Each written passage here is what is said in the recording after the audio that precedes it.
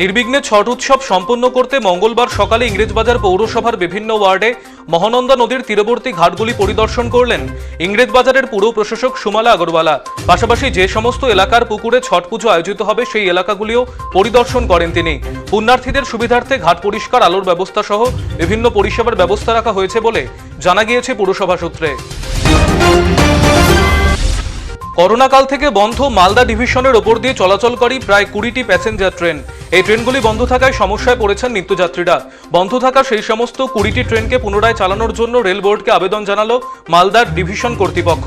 পাশাপাশি হাওড়া মালদা আপ এবং down intercity express 10ই নভেম্বর থেকে মুর্শিদাবাদের মণিগ্রাম স্টেশনে পরীক্ষামূলকভাবে স্টপেজ দেবে বলে জানিয়েছেন মালদা রেলওয়ে ডিভিশনের সিনিয়র ডিসিএম পবন কুমার। দাবিমতো মোটর বাইক না দেওয়ায় স্ত্রীকে শ্বাসরোধ করে খুন করার অভিযোগ উঠল স্বামী সহ শ্বশুরবাড়ির লোকেদের বিরুদ্ধে। এ ঘটনায় চাঞ্চল্য ছড়িয়েছে মালদার ইংরেজবাজার থানার কেষ্টপুর এলাকায়। জামাই এবং শ্বশুরবাড়ির লোকেদের বিরুদ্ধে খুনের অভিযোগ এনেছেন মৃতার বাড়ির লোকেরা। ঘটনার তদন্ত শুরু করেছে পুলিশ। করোনা আক্রান্ত হয়ে মৃত্যু হলো এক চিকিৎসকের। কৌশিক ঘোষ নামক চিকিৎসক সোমবার রাতে বালুরঘাট কোভিড হাসপাতালে মারা যান। এ ঘটনায় জেলা জুড়ে নেমে এসেছে গভীর শোকের ছায়া। চিকিৎসক মৃত্যুর ঘটনায় বন্ধ রয়েছে বালুরঘাটের সমস্ত পলিক্লিনিক। কালীপুজো উপলক্ষে সাংস্কৃতিক অনুষ্ঠান আয়োজিত হলো ইটাহারে। সোমবার ইটাহার ব্লকের দুর্গাপুর অঞ্চলের ভাই ভাই সংঘের পরিচালনায় আয়োজিত সাংস্কৃতিক অনুষ্ঠানের মধ্য দিয়ে এলাকার শতাধিক দুস্থ মানুষদের মধ্যে নতুন বস্ত্র বিতরণ করা হয়। পঞ্চায়েত প্রধান প্রশান্ত সরকার, তৃণমূল কংগ্রেস নেতা মোজাফফর হোসেন সহ অন্যান্যরা উপস্থিত ছিলেন এদিনের অনুষ্ঠানে। হেমতাবাদ ব্লকের ভানইল বিওপিতে বিএসএফ এর 175 নম্বর ব্যাটালিয়নের পক্ষ থেকে স্বাস্থ্য পরীক্ষা শিবিরের আয়োজন করা হলো মঙ্গলবার। বামইর, ভানইল, সুনোর, মালন, চৈনগর, নওদা সহ বিভিন্ন এলাকার প্রায় 500 জন গ্রামবাসী এদিনের শিবিরে এসে চিকিৎসা করান। বিনামূল্যে ইসিজি, রক্ত পরীক্ষা সহ প্রয়োজনীয় ওষুধও দেওয়া হয় তাদের। স্থানীয় চিকিৎসকের পাশাপাশি কিষানগঞ্জ এবং পাঞ্জিপাড়া থেকে বিএসএফ এর চিকিৎসকেরা এসে এদিন গ্রামবাসীদের স্বাস্থ্য পরীক্ষা করেন।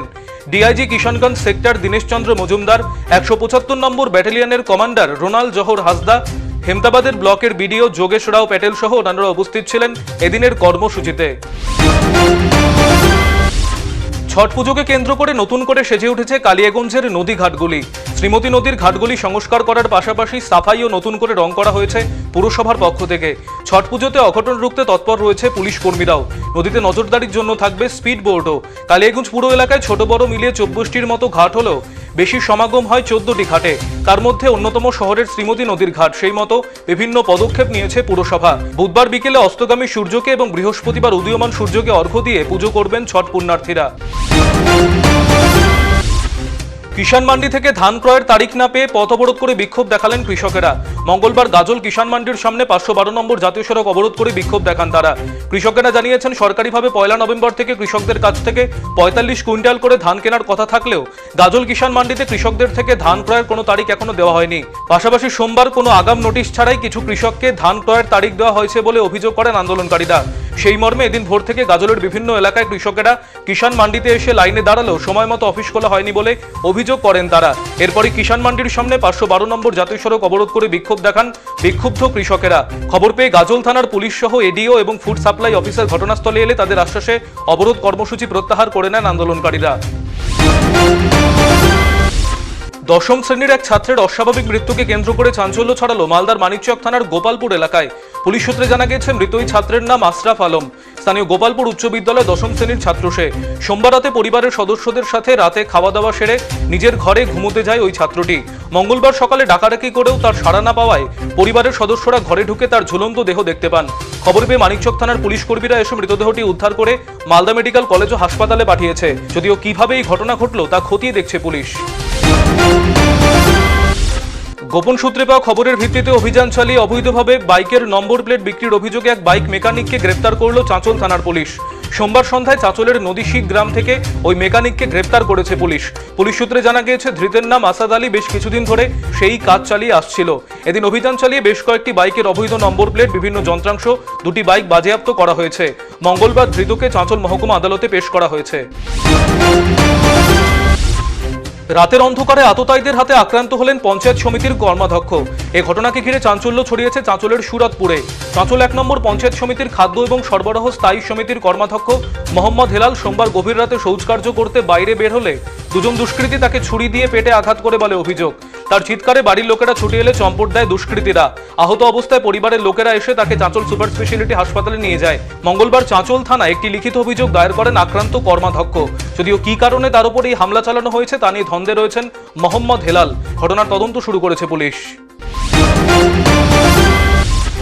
শারীরিক অসুস্থতার নানা উপসর্গ নিয়ে রায়গঞ্জ গভর্নমেন্ট মেডিকেল কলেজ ও হাসপাতালে নিত্যদিন ভিড় বাড়ছে নানাবিধ রোগে আক্রান্ত শিশুদের।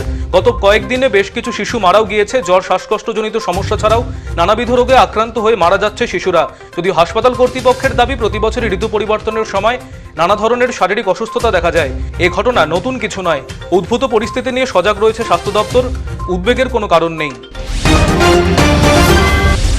জেলা হাসপাতালে রক্ত সংকট মেটাতে চোপড়ার ধনিরহাট এলাকায় দারুস সালাম প্যাসিফিক ট্রাস্ট এবং আশার আলো স্বেচ্ছাসেবী সংস্থার উদ্যোগে আয়োজিত হল রক্তদান শিবির।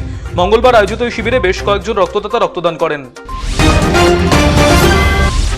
রান্নার গ্যাস এবং পেট্রোপণ্যের মূল্যবৃদ্ধির প্রতিবাদে আন্দোলনে নামল জাতীয় কংগ্রেস। সোমবার সন্ধ্যায় কালিয়াগঞ্জের মালগাঁও অঞ্চল কংগ্রেসের উদ্যোগে প্রতিবাদ কর্মসূচি আয়োজিত হয়। নিত্য প্রয়োজনীয় জিনিস এবং গ্যাসের দাম কমানোর দাবিতে সরব হন তারা। কালিয়াগঞ্জের ব্লক কংগ্রেস সভাপতি সুজয় দত্ত, ব্লক যুব কংগ্রেস সভাপতি গিরিধারী প্রামাণিক সহ অন্যান্য নেতৃত্বরা এদিনের কর্মসূচিতে উপস্থিত ছিলেন। কালীপুজোর শেষ হতেই শুরু হয় ছট পুজোর প্রস্তুতি। রাত পোহালেই ছট পুজো। বিভিন্ন ছটঘাটে চলছে শেষ মুহূর্তের প্রস্তুতির কাজ। ইটাহার ব্লকের চাকলা গ্রামে সুই নদীর ঘাটে শুরু হয়েছে আলোকসজ্জা এবং নদীঘাট সাজানোর কাজ। উদ্যোক্তারা জানিয়েছেন চাকলা গ্রামের কয়েকশো ছটব্রতী এই ঘাটেই ছট পুজো করে থাকেন। তাই এই মুহূর্তে চলছে শেষ মুহূর্তের প্রস্তুতি। তবে করোনা আবহে সরকারি সমস্ত বিধিনিষেধকে মান্যতা দিয়ে পুজোর আয়োজন করা হবে বলে জানিয়েছেন উদ্যোক্তারা। পাশাপাশি পুজোকে কেন্দ্র করে সব ধরনের সহযোগিতার আশ্বাস দিয়েছেন ইটাহারের বিধায়ক মোশাররফ হোসেন। ছট পুজো নির্বিঘ্নে সম্পন্ন করতে মঙ্গলবার নদীঘাটে আবর্জনা সাফাইয়ের উদ্যোগী হল চাঁচল ব্লক প্রশাসন। মঙ্গলবার চাঁচলের সুইমিং পুল ঘাট, হাসপাতাল মোড়ের ঘাট পরিষ্কার করা হয়। এদিন ঘাটগুলি পরিদর্শনে আসেন বিডিও সমীরণ ভট্টাচার্য। পাশাপাশি পুণ্যার্থী এবং দর্শনার্থীদের সুবিধার্থে নদীঘাটে বিশেষ সহায়তা কেন্দ্র, মেডিকেল ক্যাম্প, আপৎকালীন পরিষেবার বন্দোবস্ত রাখা হবে বলে জানা গিয়েছে ব্লক প্রশাসনের তরফে। রাজ্যের এখতিয়ারভুক্ত জ্বালানি তেলের শুল্ক কমানোর দাবিতে মঙ্গলবার গোটা রাজ্যের সাথে রায়গঞ্জ তথা উত্তর দিনাজপুর জেলার বিভিন্ন ব্লকের পেট্রোল পাম্পের সামনে বিক্ষোভ প্রদর্শন করল বিজেপি নেতৃত্ব। এরই অঙ্গ হিসেবে রায়গঞ্জে একই কর্মসূচি পালন করেন তারা।